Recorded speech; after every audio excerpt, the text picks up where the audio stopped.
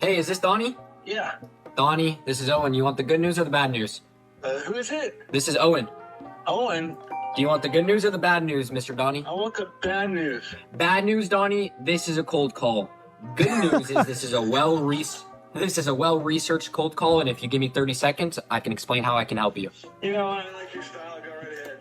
Perfect. So, Oh, man. So points for originality on this one. This is a good pattern interrupt. Even if you are completely resistant to cold calls and you pick up the phone and somebody says that to you, you would have a hard time getting off that call without at least hearing out whoever that person is. Because that could be anything. This could be like a hospital calling you. So this is a pretty good pattern interrupt that invokes fear and curiosity. So anybody in the cold calling world, I would actually take notes on this one. And the other thing is he was actually fun and genuine and he disarmed the prospect. So despite this being like a goofy reel, I think it's a great cold call opening strategy for certain types of selling. Now, obviously, if you're going after sophisticated buyers, because if you're calling a high net worth individual and they hear you say this, they're going to be like, okay, like this must clearly be a young guy and this must not be a very high value service. It must be somebody trying to make a name for themselves. But with that being said, for something like real estate wholesaling, this actually might not be bad. Maybe insurance sales, or I'm assuming he's making this cold call because he wants to build a website for a local business. Now, cold calling in general is just not fun. I really just don't like this type of transactional selling environment where you need to do this stuff. I've talked about this a lot. My favorite type of selling environments are definitely B2B sales where you don't have to do this type of selling. Now, even with B2B sales, like if you get into software sales, for example, you'll have to start out as a business development rep, which will have to cold call businesses. So if you want to get out of cold calling completely, I would recommend a field-based sale, something that's more relationship-based B2B. So this might be textile sales, so like Cintas or UniFirst, or you can get into ADP, you could do payroll sales or paychecks. Personally, pharmaceutical or medical device to me is by far the best career path in my opinion. Income potential's through the roof as you start out in that career. You can start out as a junior making 70 to 80K even with no experience. I broke in with retail experience. I worked at a Best Buy out of college and that's it. And then in 1 year, I pivoted into a senior rep position. I was making $150,000 to $250,000 just like that. And healthcare related sales like pharmaceutical or medical device, it's in recession-proof industries. It'll always be necessary because doctors will always need help understanding the new latest and greatest technology. You really can't beat it. B2B tech sales is another good one, like law enforcement devices like tasers, security monitors. So with that, I think this is a great cold call approach, but I would just say stay away from cold calling in general. Those industries suck.